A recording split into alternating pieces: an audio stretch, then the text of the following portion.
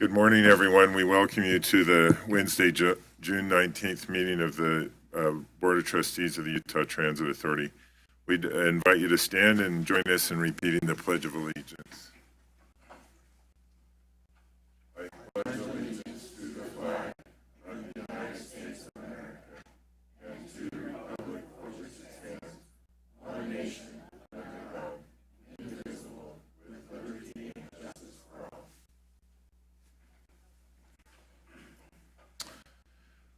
We're pleased next to have our Safety First meeting, and we have Sheldon Shaw here.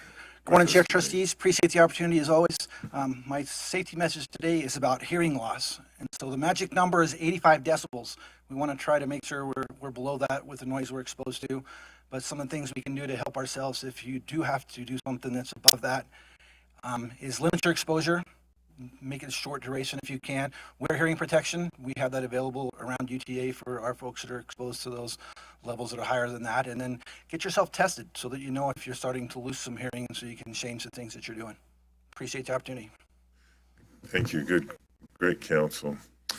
Our next item up is public comment. Do we have any today? We do not have any public comment today. All right. Thanks, Bob.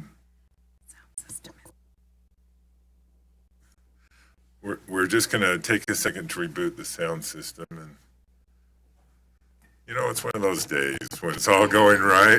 I think technology was like, not yet. That's all right.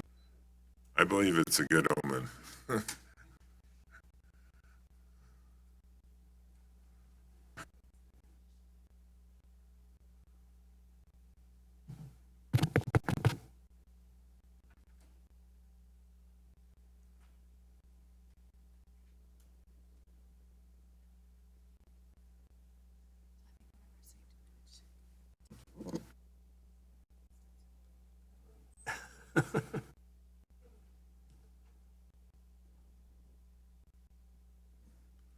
So I only told my one joke last week. That was it. That's Accountants and actuaries. That's all I know.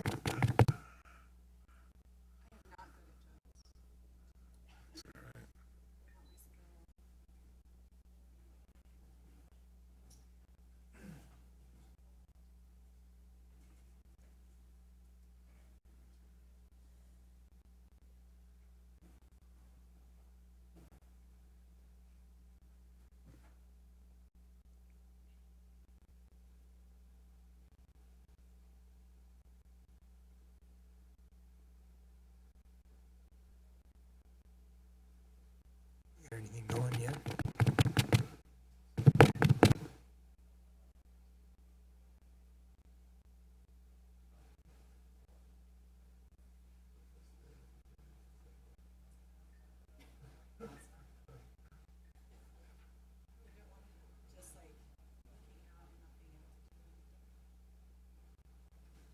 Speaking of hearing loss, is it on now? It is. Are we okay to?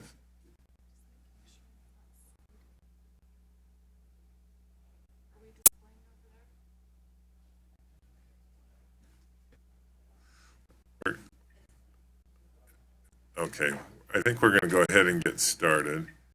And we've acknowledged that there's no public comment and had a great Safety First minute on hearing loss.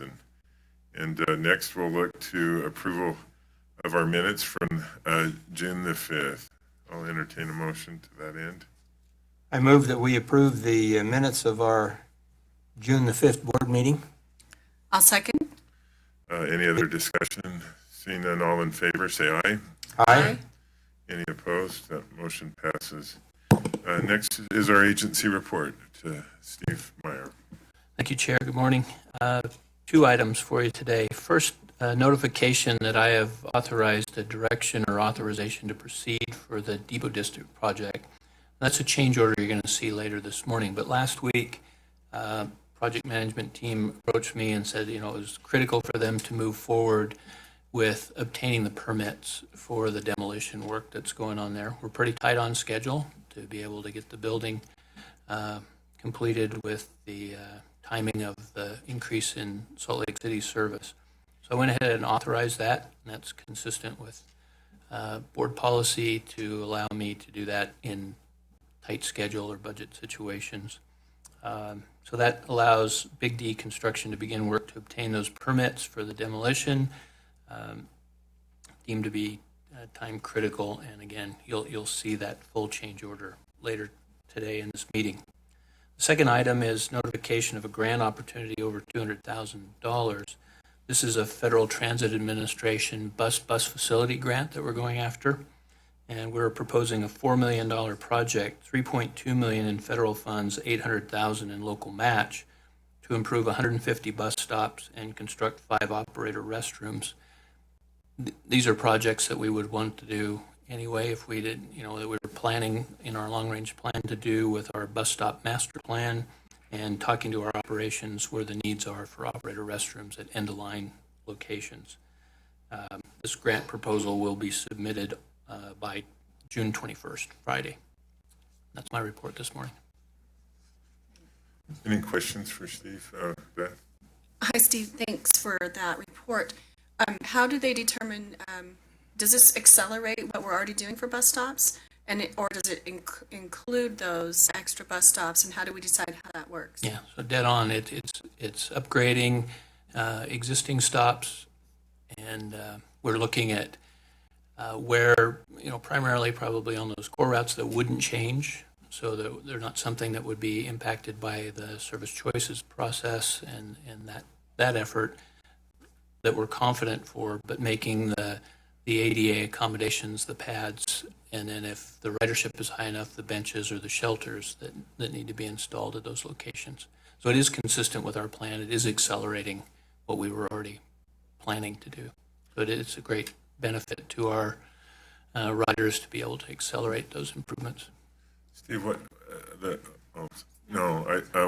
the timing of the master plan? I know we've talked about it. We've certainly seen sort of snapshots of it. I don't know, and Nick, correct me if I'm wrong, but I don't know if we've seen the actual presentation. Yeah, I think we need to schedule a time. I think they're close to a point where they could present that and demonstrate to you what the criteria we've looked at to prioritize those. They've looked at ADA accessibilities, number of riders, number of boardings at each of those stops, and to determine what the level of improvements that need to be made. Now, service choices study will, as we go then into service planning based on the outcome of that, will have some influence on some bus stops, but core routes should remain unchanged. Okay. And so these are more likely in these core route areas? Routes that we feel comfortable won't change. Okay. All right. Good. Any other questions or thanks? Let's see. Next up is a resolution adopting amended bylaws, board policies, and rescinding previous board policies and probably the Constitution of the United States, right?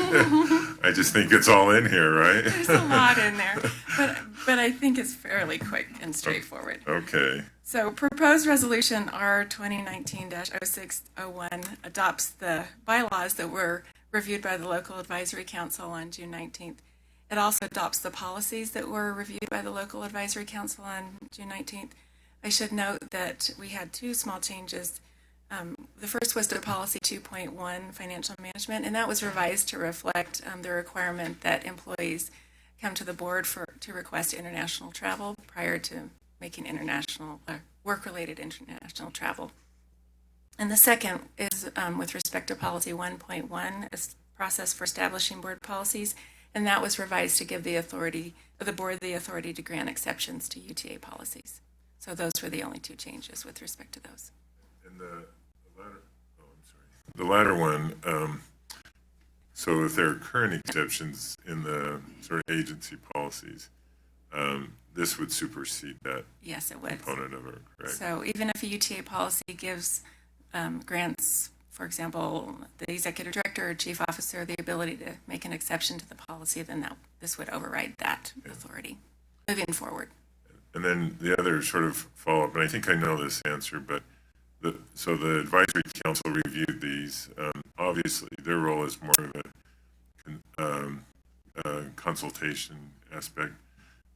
these don't drastically change what they review. They're refinements, and I think it probably assumes that whatever feedback they would give or, other information we might receive would ultimately feed into our final approval. But I just wanted to make sure that somehow it doesn't require us to go back. Right. It's refinement on the authority that was already identified in the policies. Okay, great.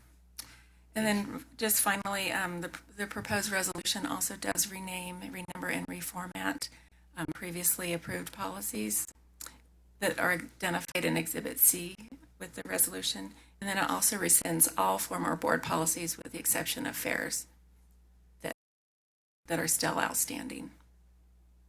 And fares, I didn't change, I assume, just because we're still working on it, and Yes, so we need something in place. Is that right? that's correct. They're working on a board policy right now to present to you in the coming weeks. Any questions for Lisa? Thank you. No questions. I just wanted to comment, though. Thank you so much for the presentation that you did for the advisory council. I think that it was really helpful for them to understand a lot of the impacts and changes that were going to occur, and also to be able to have their consultation and input. So thank you. Thank you. If there aren't any other questions, I'll entertain a motion. Looks like, can't you have your mic on? Well, with the mic on, I'll make the motion. I move that we approve R 2019-06-1-01, the resolution adopting the amended bylaws, board policies, and rescinding previous board policies. And I will second. Have a motion and a second. Any other discussion? Seeing none, I'll ask for a roll call vote. Trustee Mellington, Aye? Trustee Holbrook, Aye. Chair Christensen. Aye. It's unanimous. Thank you. Lisa, thank you for your work on that. Next up is a resolution approving an amendment to the authority's 2019 budget. Bob? Thank you very much, Chair. This will look very similar to the information we provided to you on May 8th. There is one change, and I'll highlight that as we go along. So this would be the first amendment. There are 5 different things happening here. You heard about the Utah County fourth quarter. We'll receive 4 months this year. The TOD position with all the station area plans that have been approved. The new one's the coordinated mobility, and that's really coming from state legislation providing us some funds to do some work. So I'll spend a little bit of time on that one. The other ones are mainly just review. And then capital, there's 4 new projects. We talked about those last time, and completing the carryover from 2018 into 2019 for the projects. The fourth quarter sales tax, it's about $3 million. Their support coming from their third quarter would go away. That's the $830,000. And that will pretty closely take care of the debt service that Utah County has for November 1st of this year. And so we'll be paying the debt service on their bonds. We actually send the money to Utah County so they can make the payment. TOD Project Manager, again with station area plans, we're adding this position. Should note that Paul's group cut a position this year to do some contractual work with the thought that we would add back a position next year. So we're really just early implementing this position back into that operation. As far as the coordinated mobility, Senate Bill 003 provided about $320,000, and that's to address human service transportation gaps for seniors and persons with disabilities. And this is really providing access to medical, food, and social services for those particular groups. And we'll be taking care of that. And there's some technology that goes along with this, but it's really providing service to address some of those gaps for those individuals. I had a quick question, just to kind of maybe get a little bit of a broader understanding. This is probably a result, this is what my thought is this is a result of Salt Lake County and the state working out different housing locations. Is that correct? I do not know the background behind this. I'm sorry.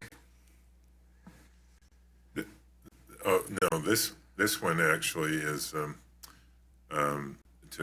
so like if somebody needs a ride to a location, it coordinates, the effort of different providers to more effectively serve the person. So for example, Salt Lake County has a fairly big fleet of aging services, and they may be going past a location, and you, who has a special need needs to get there. But you may not fit their typical location. This might create a mechanism where different providers could basically coordinate. And it's been a thing that they've been trying to button down for a long time. It just has always had huge barriers to it. I hope to try to figure those out. And again, these are for populations that sometimes have a hard time getting transportation and getting those needs met. And often those fleets go unused during periods of the days and could be more effectively utilized too. So. There's no change to the capital budget amendment. Again, we had a bunch of projects. There's some new projects. There's change in project estimates, and then the carryover amounts, just how much we would spend 18 versus 19, and just correcting that between the fiscal years. And so here are the new capital projects. The first three all have new money associated with them. The last one requires a little bit more of UTA dollars to get that done. And so here were the budget amendments, the change in project estimates. There were 16 of those, 93 just, again, correction between fiscal years. And then here's the $100,000 increase here for the OCS wire survey, net of $100,000 increase. Overall, UTA funding declines by $2.2 million through the changes that we've made. There's additional grant funds moving from 18 to this year, additional partner contributions moving from 18 to this year, and then we're changing the use of some of the bond proceeds, again, issued last year, but were intended to carry forward through 2020. And then this is the overall change to the expense side on the capital budget. Move from $141 million to about $165 million. And you've been provided the detail behind all of these in your packet of information. And so I would recommend that you approve this budget amendment. Thanks, Bob. Let me go to board members if you have any questions about this. I know we've reviewed it, but okay. If none, I'll entertain a motion on this amendment. Mr. Chair, I'd like to make a motion that we approve R 2019-06-02, approving the amendment of the authority's 2019 budget as presented. I'll second it, unless you want. I'll second, Okay. so you don't have to. All right. Any other discussion? Seeing none, I'll ask for a roll call. Trustee Holbrook. Aye. Trustee Millington. Aye. Chair Christensen. Aye. It's unanimous. Thank you. Okay. Thank you. Thanks, Bob, for your staff and all the work that went into that. Next up is contracts, disbursements, and grants. And the first is bridge inspections with HDR Engineering. And we may have a few questions related to consultants, but we know this one was certainly coming. So, Absolutely. Thank you. Good morning. I have Dave Hancock with me this morning. He's Director of Asset Management. Just a little background. This contract is for bridge and culvert inspections along UTA's commuter and light rail corridors. The contractor is HDR Engineering Incorporated. It is a 3-year contract with 2 one-year options. Total contract value is $659,366.54. UTA currently has 82 bridge and culverts that have been inspected in-house the past few years. Inspections have been performed in collaboration by our State of Good Repair Asset Management and our capital development teams. Inspections occur annually and every 5 years for the underwater inspections. Bridges are reaching an age where a more specialized group of inspectors are required to monitor these critical assets. Under the terms of this contract, inspections will include all bridge and culvert components, including deck, handrails, parapet walls, superstructure, substructure, abutments, footings, piers, riprap, and wing walls. Approximate cost for a routine bridge inspection is about $2,300, and an underwater inspection is approximately $4,300. And with that, we'll open it up to any questions you may have. Questions? I have a question, Andy. Thank you for that presentation. Of the 82 bridges and culverts that need to be inspected, how does that work? Do they do so many a year? Is there a requirement to get them done in the first 3 years of the contract? How does that work? They will do all 82 every year. It's a FRA requirement that we do our bridge inspections every year. Thank you. If we've done them internally the last several years, why do we need to go outside? We have a department that's over the bridge inspections, but we have no dedicated staff that's ever been. It's always been a conglomeration of asset management, capital development. So it takes about 4 people to do a bridge inspection.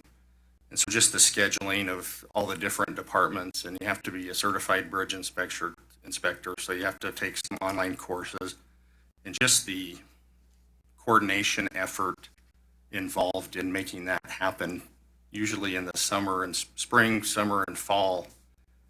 It's a lot of man hours to do that. And so with no dedicated, bridge inspection team, it's hard to make it happen. I think with the age of the assets too, I think it becomes prudent to bring in a fresh set of eyes to take a look at these bridges and make sure that they're on the up and up. Thank you. One question I had, and I just wondered whether there's, and I'm not really necessarily questioning the need, for this year, but if I remember right, in any of our projects, there's no shortage of bridges. And just as you go through our corridors, it seems like everybody's crossing something, or an irrigation canal, or, a whole myriad of things. Would it behoove us down the road, I guess, to sort of, UDOT has a specialized inspection group, and that's their sole focus. Does it ever make sense to bring that into house and actually develop the staff? I'm not disputing the fact that you need 3 or 4 people, but would you be better served, I guess, in the long run? I think Dave can speak to this more than I, but I think UDOT uses quite a bit of, they use HDR as well, among several others. Yeah, I think we're kind of in the no man's land of the amount of structures that we have. 82 is not a lot. UDOT has thousands to be able to take care of. And so it's hard to say, okay, yeah, we want to dedicate, this staff for just 82 structures.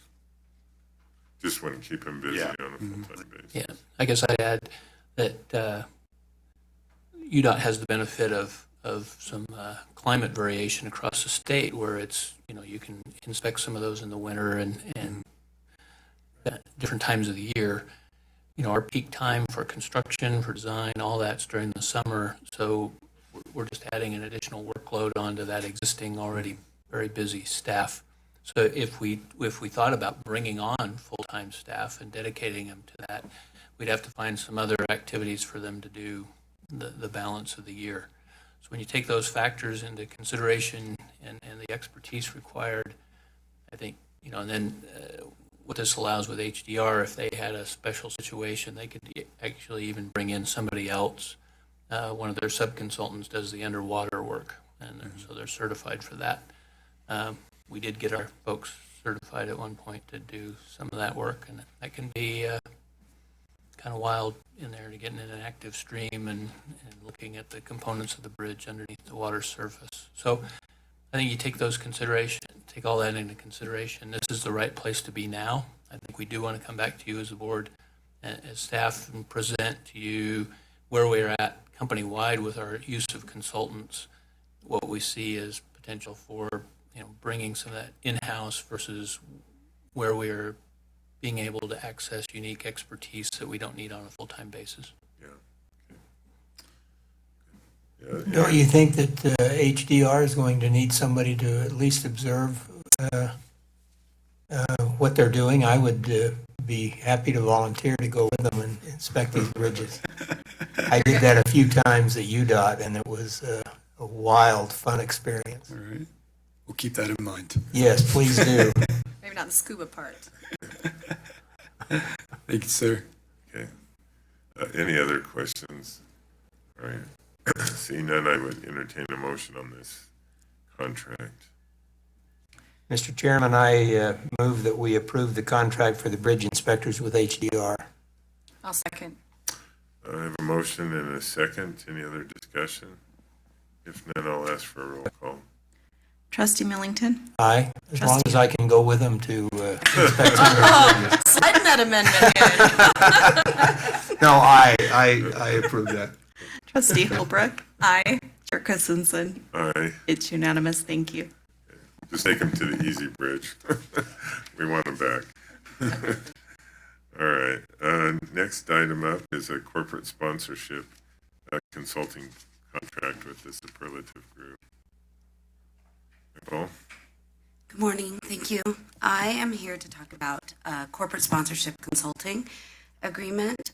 Just to give you some context, in 2018, during the interim session, UTA and UDOT were asked to present to the legislature about our agency's advertising programs. They also asked us about potential opportunities to capture more revenue through advertising. So over the last year or so, my team has been looking at a possible agreement to look at our assets and how we could develop a program where we do a corporate sponsorship in addition to our regular advertising program. So today I'm here with the board to ask to propose the superlative contract. The contract is for a total of $757, but that's broken up in several ways.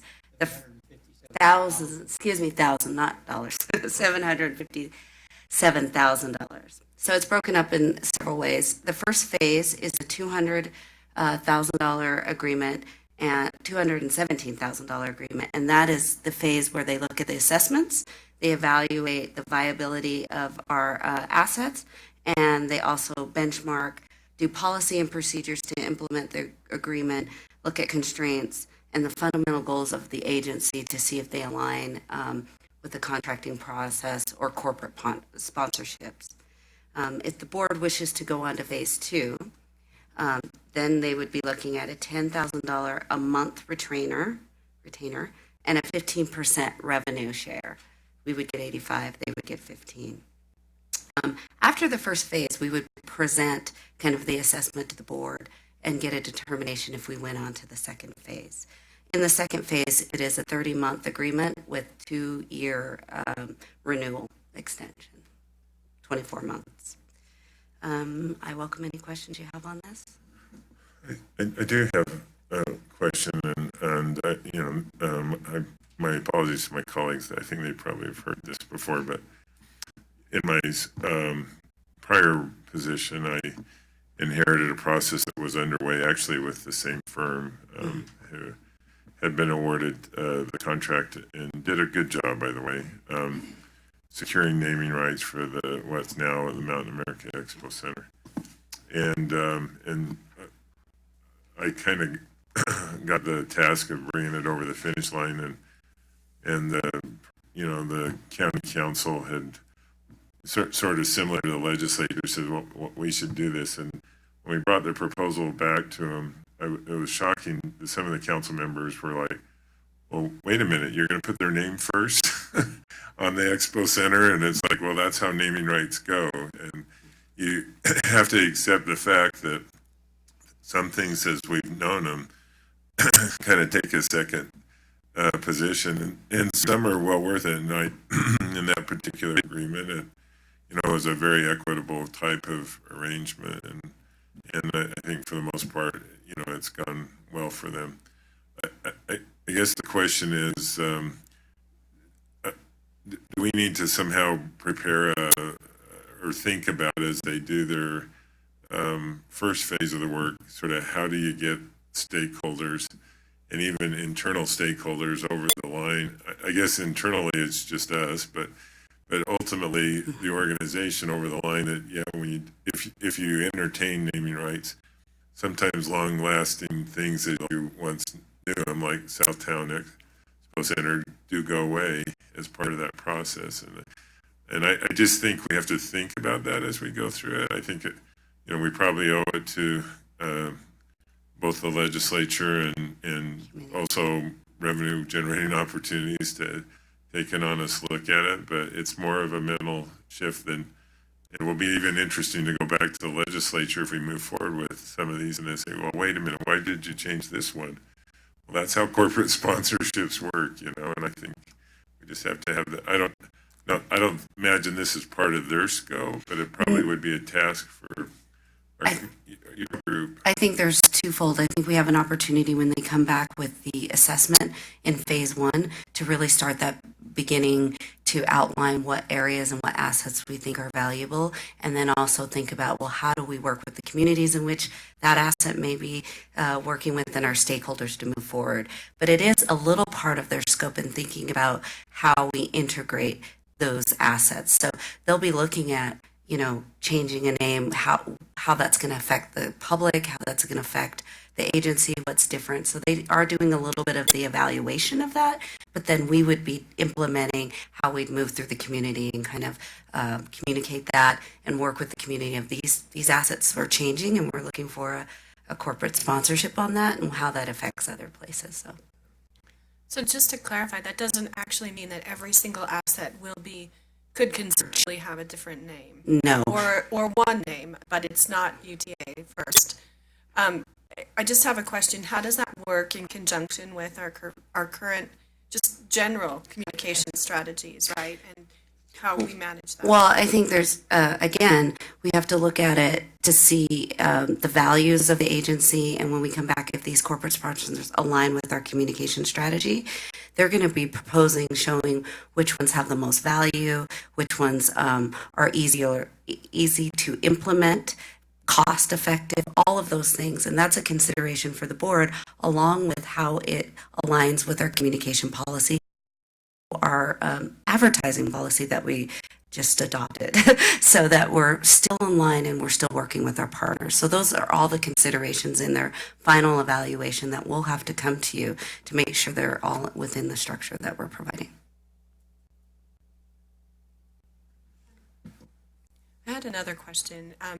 If we find that there are some assets that can fit within the scope of a corporate name change, how long does that contract typically go? I mean, because I don't want to be, I think that there's a lot of people who still call the Delta Center, the Vivint Center the Delta Center. Right. And how does that work? So in looking at their experience and some of the examples they gave us, it's around a 10-year agreement. So that's where the corporate sponsorship or the agency feels like they're getting their bang for the buck, putting the investment in. And then there's also some conditions that they will be presenting in the contract of if there was something to happen, there's always ways we can work with that contract. But 10 years is what we're seeing with other transit agencies and other corporate sponsorships for assets. I would just add, on a prior agreement, the county had a really nominal amount. I mean, it was like $15,000, and the corporate sponsor was responsible for all other costs associated with it. And so they took advantage of that within the context of the thing, and there was more acknowledgement of the name on the facility than maybe previously had existed. But that was their cost, and so that's why they're also looking probably for a longer-term contract. So, yeah. Anyway. Can you give me an example of an asset that we would even consider renaming? Well, I can give you some examples of other transit agencies. They do lines. So, for instance, in, I believe it's Cleveland, but like us, they do a university line where it is a bus or a rail corridor where they name it based on the two, actually, I think it's the two universities that connect, or a health line where it would be that, I think it's the health line, excuse me, where two hospitals connect. One didn't want the other one to get it, the other one didn't want it, so they call it the health line, and they use that corridor as their naming and sponsorship.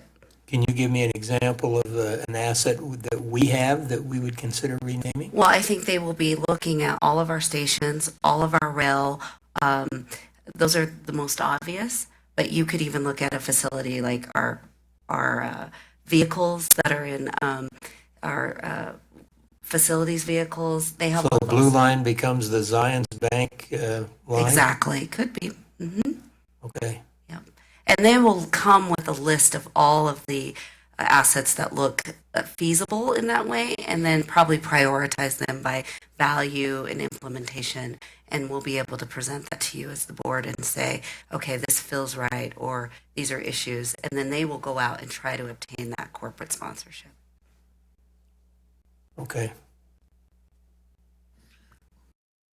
Any other questions? Not now. Yeah. See how that all works out. That's definitely a jump. So, if there aren't any other questions, I would entertain them. So, Nicole, just to confirm, after phase one, We will be back at the board. if somehow we make a fundamental decision not to go forward, they obviously will get compensated for their efforts, but we're not obligated to the rest of the No, contract. just phase one. Which is- Which is the $217,000. And that's the first year. That's And the That's where the study. 12 weeks, yes, that's it. Oh, 12. Yeah, it's 12 weeks. They think I would give them a little bit more time after the contract is executed. So, and then after that, they come with a report. We would do a presentation to the board and then decide if you want to move forward with that process. And you'll bring them at They're that gonna- presentation so yes. we can ask them Yes, questions. absolutely. That is the goal. If there aren't any other questions, I would entertain a motion on this contract. Mr. Chair, I'll make a motion that we approve the corporate sponsorship consulting contract with the Superlative Group as outlined in the structure as presented. Second. I have a motion and a second. Any other discussion? Seeing none, I'll ask for a roll call. Trustee Holbrook, Aye. Trustee Millington, Aye. Chair Christensen. Aye. It's unanimous. Thank you. Thanks, Nicole.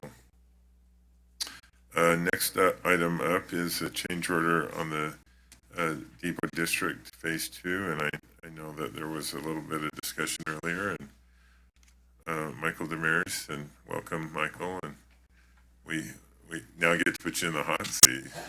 Thank you, Mr. Chairman.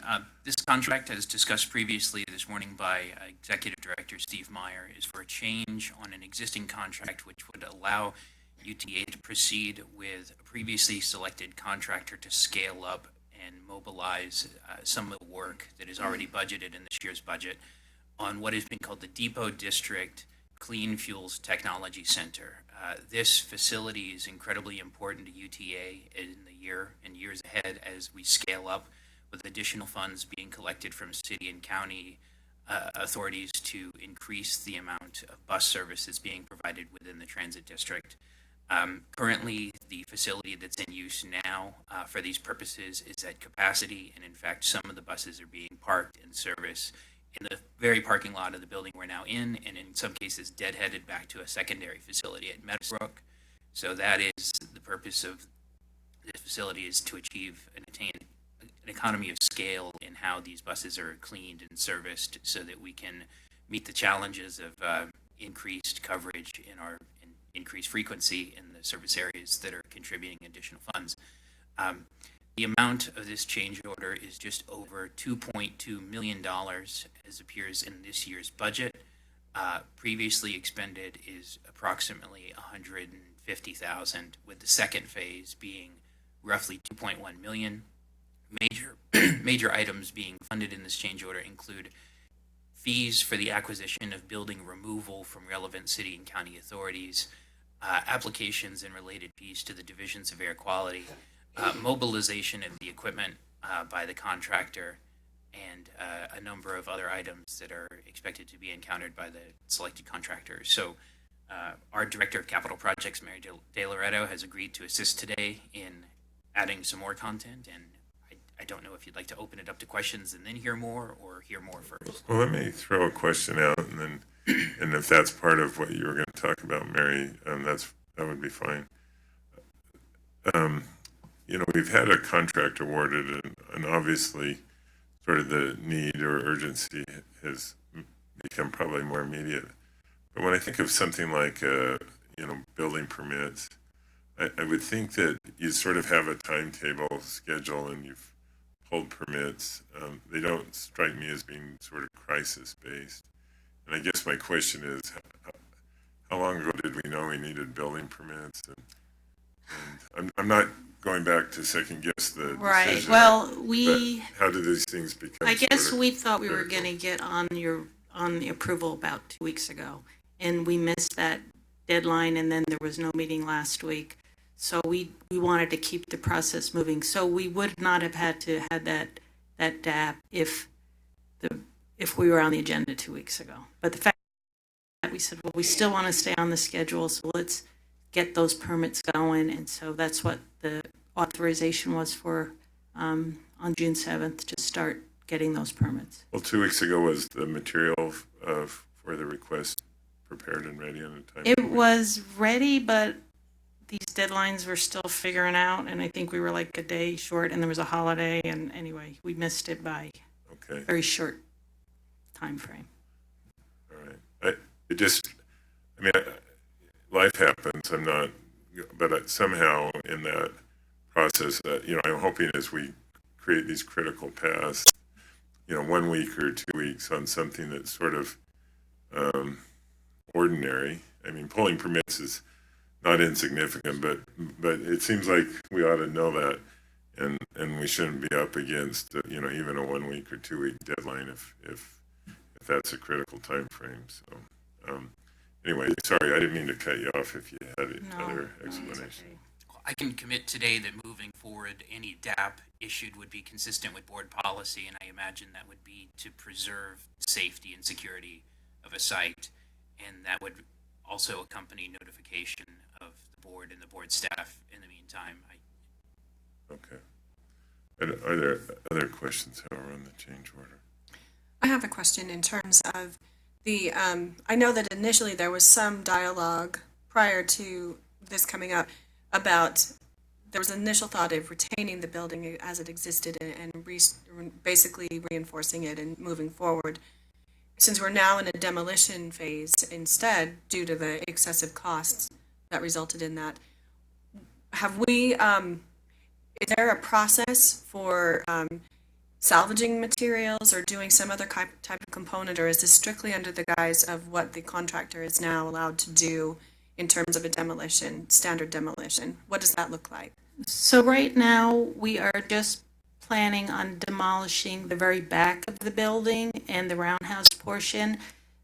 We believe we will eventually demolish the whole building, but we're still talking with Salt Lake City about their wishes. They may have some funding, and if they do, we could save that portion, but we don't know if that's realistic. So we're proceeding with demolishing the parts we know will go either way.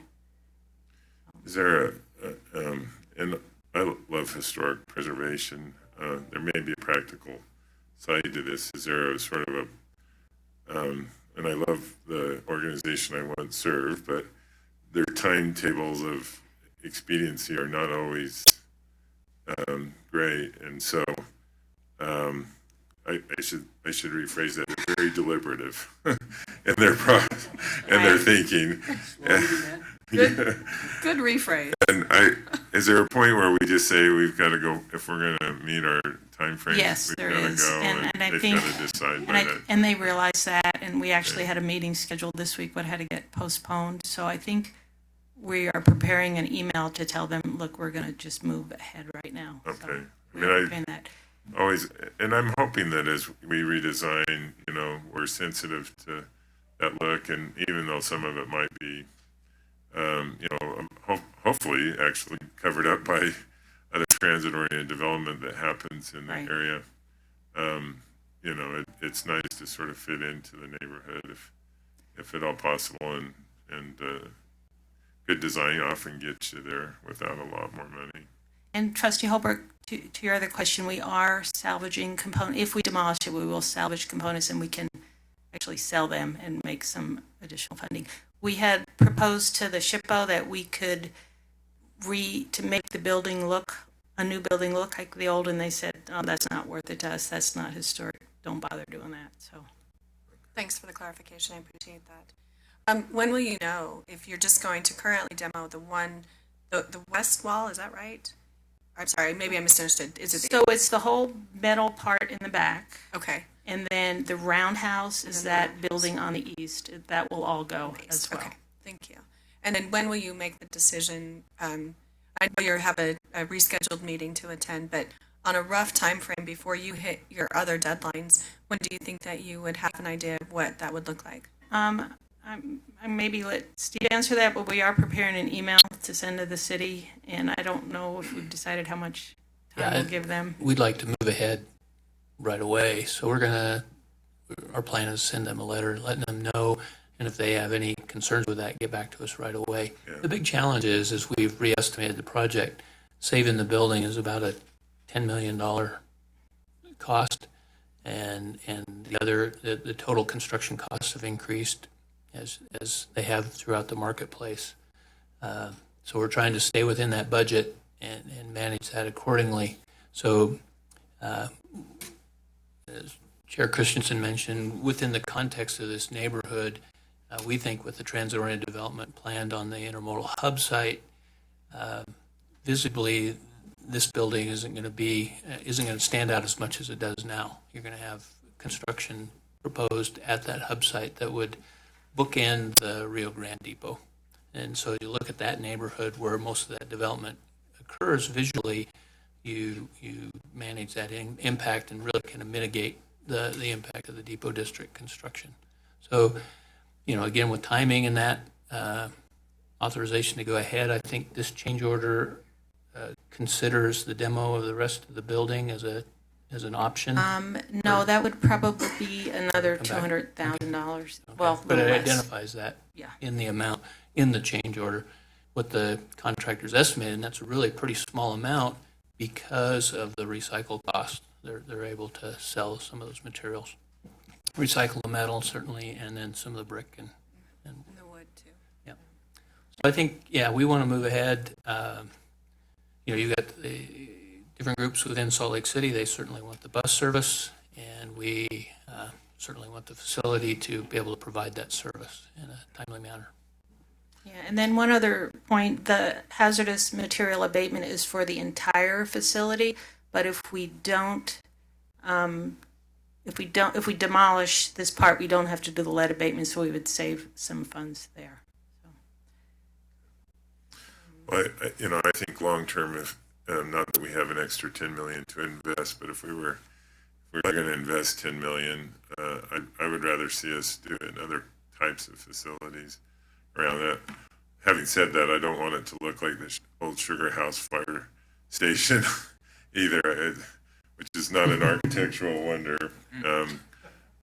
So I think you can design respectable maintenance facilities without it being overly costly. I think we don't want to detract from the neighborhood either. So. The project team has toured some sites that our designer has done in other areas and got some ideas. If we're looking at, precast tilt-up construction, how to get features in the face of that and how to improve make that appearance fit within the context of the neighborhood. That's great. Ken? I've heard that we've had some security problems on the existing building of people getting into that building and We being have in in there. the past, I think we've secured the doors pretty well. Once With we the, demolish the back, we will have to put I something was just up. going to ask, what What's the plan to put something up to keep people out of there? Because those doors are going to disappear. Right. And the walls too. We do have plans. Maybe, Greg, do you want to say exactly what we're doing there? We are going to board it up to prevent that, but. Let's have you, yeah, there you go. Thank Past 2 years, we've had roughly 24 trespassings. Since we've welded all the doors shut, there's only one door they can get in today, and that's a key that we have that's on the south side.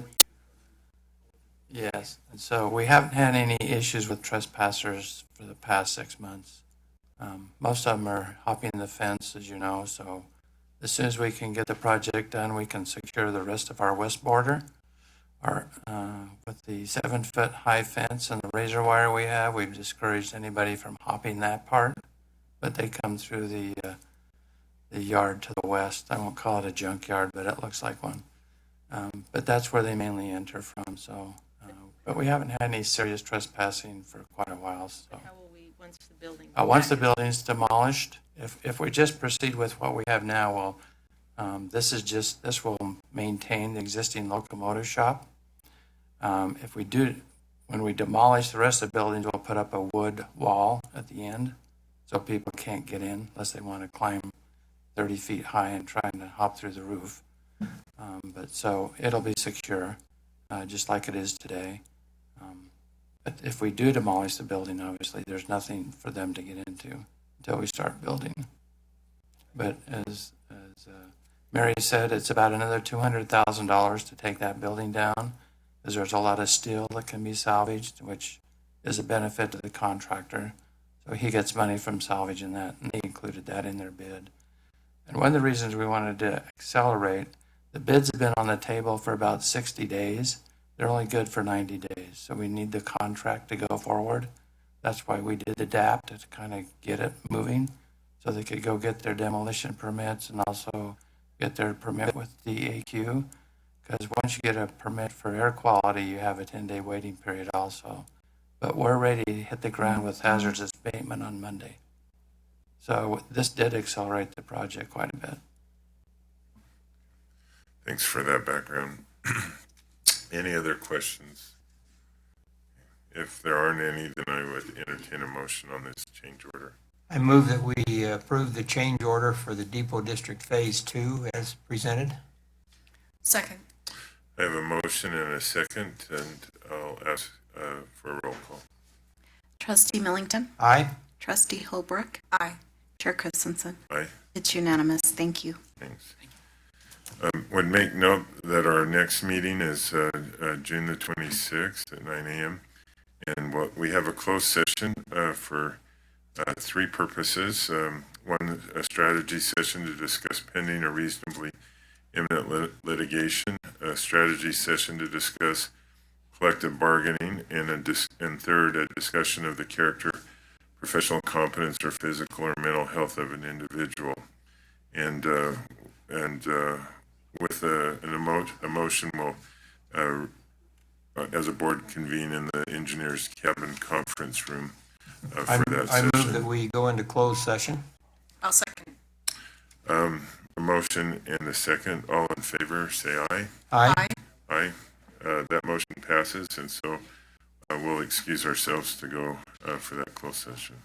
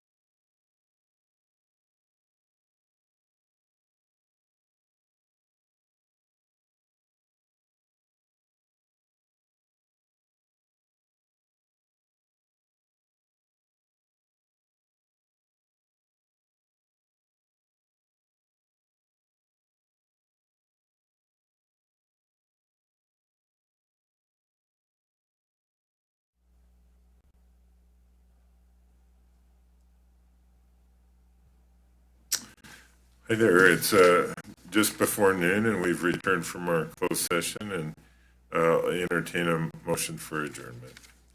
Mr. Chair, I move that we adjourn. Second? All in favor, say aye. Aye. We stand adjourned.